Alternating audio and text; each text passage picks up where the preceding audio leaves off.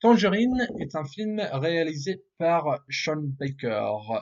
C'est le genre de film. Alors, ce genre de film me rend hyper coupable vu que ça me dit que j'ai pas encore tourné un film encore. Parce que ce film, en fait, il dure 1h25 minutes. C'est un comédie noire qui se passe à Los Angeles, dans les quartiers de Los Angeles, dans les quartiers de Los Angeles. Et c'est tourné avec une iPhone 5. Et ouais, et oui, j'ai bien dit un iPhone 5. Alors, le résultat est une réussite parce que c'est jamais ennuyeux, surtout vu que c'est tourné comme ça. Et en fait, il y a d'un côté, on sent comme si ce film est comme un film de found footage, comme les films d'horreur comme Blair Witch et Paranormal Activity, où on sent que le personnage principal, enfin un des personnages a pris une caméra et a décidé de suivre les deux personnages principaux, qui sont des transvestis. Alors oui, de l'autre côté, ça parle en fait de 24 heures dans la vie de deux transvestis, et ce qui est énorme, c'est que en fait, ce qui est fascinant aussi, c'est que ces deux personnages qui sont des transvestis sont pas des acteurs. Enfin oui, ils sont des acteurs, mais avant qu'ils étaient tournés dans ce film, qui était tourné en 2015, je crois, c'est qu'en fait, les deux transvestis étaient des transvestis. Et le réalisateur, Sean Baker, a décidé de les prendre pour tourner son film. Et ce qui est intéressant, c'est que le réalisateur, Sean Baker, que son dernier film que j'avais vu, qui était The Florida Project avec Willem Dafoe, un film génial où j'ai vu il y a à peu près 3 ans. Le film précédent, qui est celui-ci, Tangerine, a décidé de le filmer en iPhone 5. Et avec ces deux acteurs, actrices, enfin acteurs, actrices, pardon, je veux pas être controversé, un tout petit budget en plus, qui a décidé, voilà, je vais prendre cette histoire que il y a une des personnages principaux qui est interprétée par Kiki Rodriguez, je pense, et l'autre qui est interprété par Maya Taylor.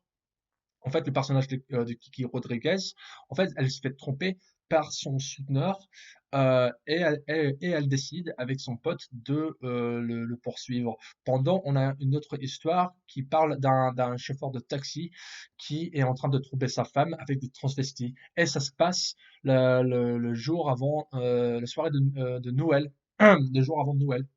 Alors, il n'y a pas de neige ni quoi que ce soit. C'est parce que c'est à Los Angeles ce que je trouve intéressant parce qu'on voit jamais Noël, enfin, on voit presque jamais Noël à Los Angeles, quoi.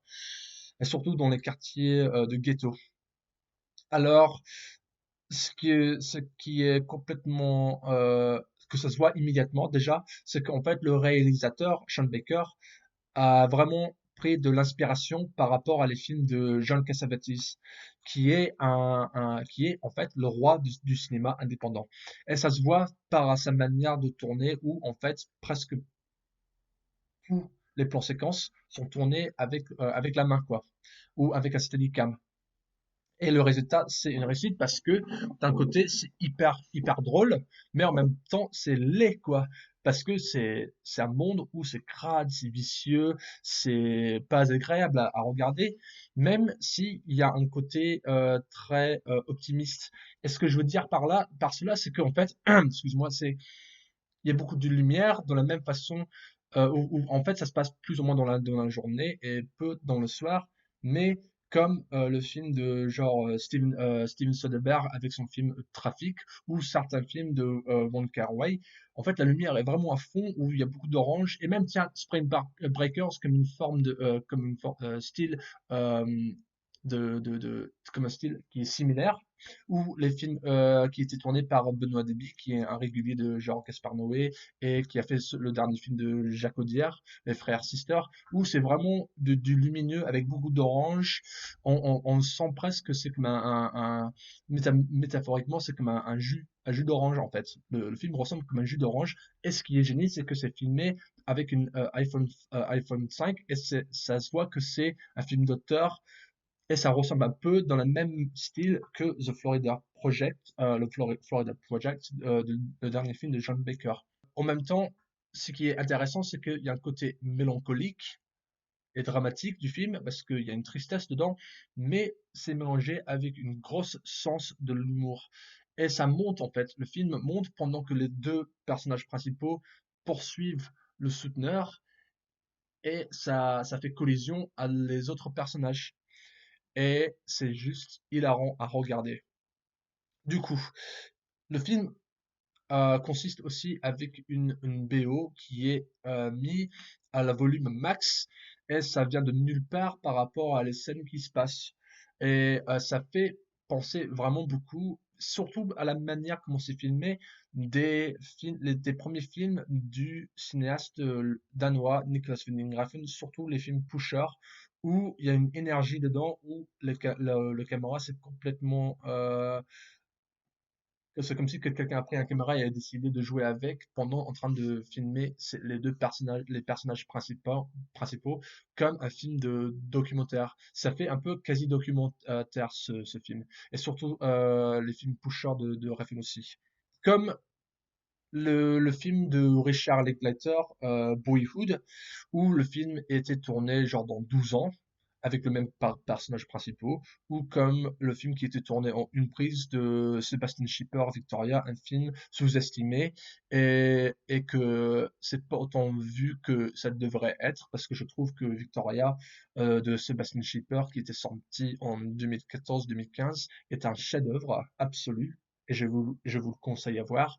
Mais aussi, je pense que, comme aussi le film Avatar de James Cameron, même si ce film a ses problèmes elle-même par rapport à son histoire, et ce film Tangerine aussi, ces genres de films-là poussent l'enveloppe du cinéma et ça montre comment on peut être créatif par rapport à trouver une manière d'original, comment on fait un film, quoi.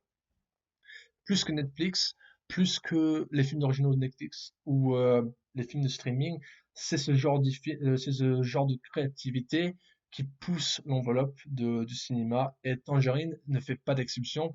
C'est une réussite parce que c'est filmé avec un iPhone 5 déjà et on y croit à 100%.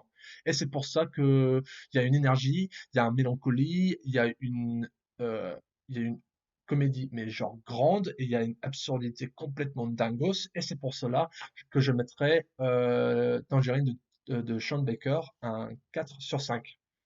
Alors, si vous avez aimé ma vidéo, mettez-y un like et abonnez-vous. Et voilà, au revoir, arrivederci et ciao.